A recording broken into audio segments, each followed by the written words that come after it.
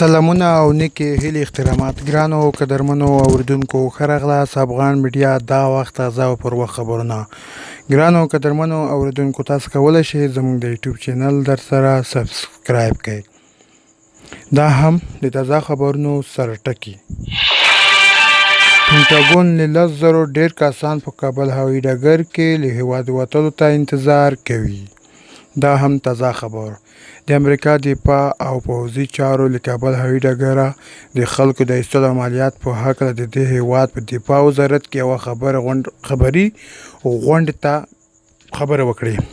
د امریکا او پوځ سیمهییزو امنیتي عملیاتو څانګې مرستیال مشر جنرال هینګ لیټر وایي د کابل د خلکو د ایستلو عملیاتو کې به ډیر تمرکز پر دې وي چې وکولی شو په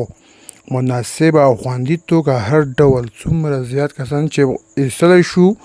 وویستل شي نوموړی وایي پرون 2 سلکپزي الوتکې د 1,012 امریکایي او د 8 متحدینو او 200 کارکوونکي له افغانستان بهر ویستل شوي دي هغه وایي له کابل هوایي ډګره له هرو یعنې 90 دقیقو وروسته یوه الوتکه پورته کیږي جنرال ټیلر په خبره اوس هم په هوایي ډګر کې 10,000 داسې کسان شته چې له هیواده وتلو ته انتظار کوي نوموړي په وینا دا په داسې حال کې چې نور خلک هم له هیواده د وتلو لپاره هوایي ډګر ته ورتللی شي همدې شیبې په یو تصویر دی همدغه غونډې ته وینا کوي چې امریکا دفاع وزیر رینسز څانګې مشر جان کیربي ویل موږ د خلکو د ایستلو لپاره تر وروستۍ ټاکلې نیټې پورې دا لړۍ روانه ساتو نوموړي په وینا کله چې له کابل هوایي ډګره د خلکو ایستلو عملیات پای ته ورسیږي امریکایي پوځیان به هوایي ډګر پرېږدي او له هیواده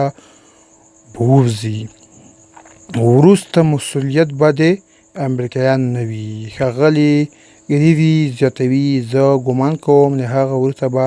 د نړیوالو ټولنو سره طالبان په خپله هر څه سمبالوي